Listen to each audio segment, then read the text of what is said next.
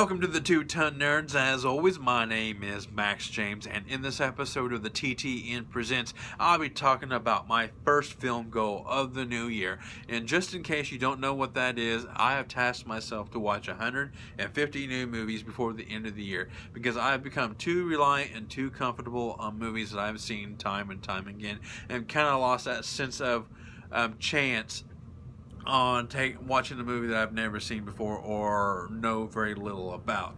So, and that first movie for today is first time viewing for today is Bird Box. Now, it runs about 2 hours long, and before I get into what you need to know, I'm going to talk about the plot of this movie. The plot of the movie follows this world has been kind of taken over by an unknown force where it forces you to see something very horrific from your past or your worst fear, and then you immediately kill yourself. And that first sequence, it's very similar to The Happening in that aspect, where everyone's just kind of killing themselves, and like the world's going in hysteria, and like people are like, then that kind of forces everyone together.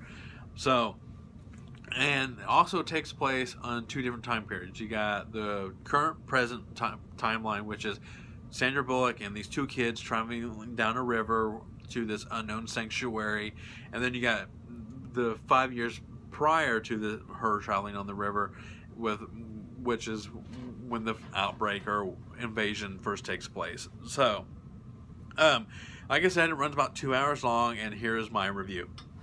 Overall, not a bad movie, but I've watched films very similar where an unknown force forces an unlikely group of survivors together in the end of the world situation, where I think The Darkest Hour, I think that's what it's called, with Emile Hirsch, where all the aliens are kind of electrified. I think that one's done better because I'll explain why in a second, but I think that movie is just done better. But I think the acting is done better in Bird Box because that is what this movie does exceptionally at, is the acting of Sandra Bullock and the editing, which is kind of a flaw as well. Even though the look in the film is great, especially the scenes while on the river, because this movie, when it's set 5 years after the events of this initial invasion, everything's kind of muted. There's really no color, and I really love that. It's just like really dark and dreary, like a very cold winter's day, like today in Indiana. The flaws are few, but doesn't take anything from the film. Examples being predictability, but good ending. Though a few missed opportunities early in the movie showing how they survived. Now, this movie does one of my favorite things in this whole movie is where they have to go make a food run, and they have to use their wits about them, like in technology, in their favor. For once, and they black out the windows of this SUV, and they use GPS and the proximity alert on on the vehicle to kind of navigate the streets of this city they're in, and they're navigating anything, curbs, dead bodies, other cars, just to get to this supermarket. And I really, really, really like that. I wish there was more in there like this, more scenes like that. Maybe just one more scene like that, because there's a scene in The Darkest Hour, I'm probably thinking of the wrong title again, but where they kind of use technology in their favor to kind of, to spot out the aliens, to seek out, or like kind of areas to avoid, and I really love that. I think they do that kind of stuff better. So, my final thoughts on the movie is I enjoyed the movie, but good for only one viewing, to be honest with you. Even with the editing being the highlight, it does ruin the film in some case, but offers some effective storytelling. But it should have picked one or the other, and that means it should have stayed in the present or the past 5 years earlier. Because it's just, the editing kind of shows you who's going to survive, but there's a few twists here and there, like, oh, this person actually survived and these two kind of ran off, or this person kind of or whatever. So there is also another threat in the movie that I think was really great, because there's this group of selective people who can actually see these creatures or aliens or whatever, and they are very unstable.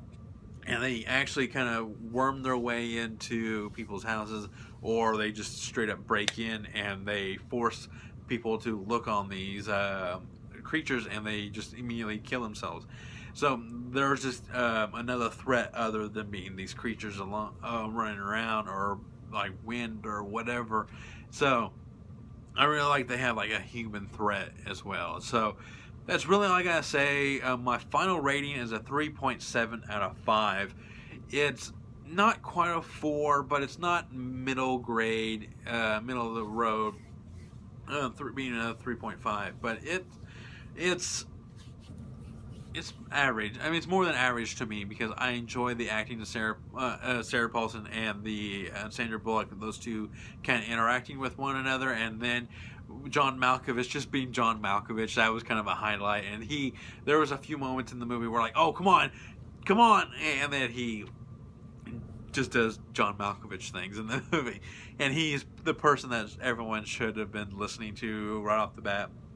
And that's really all I gotta say. I don't regret watching this. Like I said in the review, it's only good for one viewing, and that's really all I gotta say. My name is Max James. Please click the bell to stay notified. Click subscribe for any future videos on the Two Ton Nerds.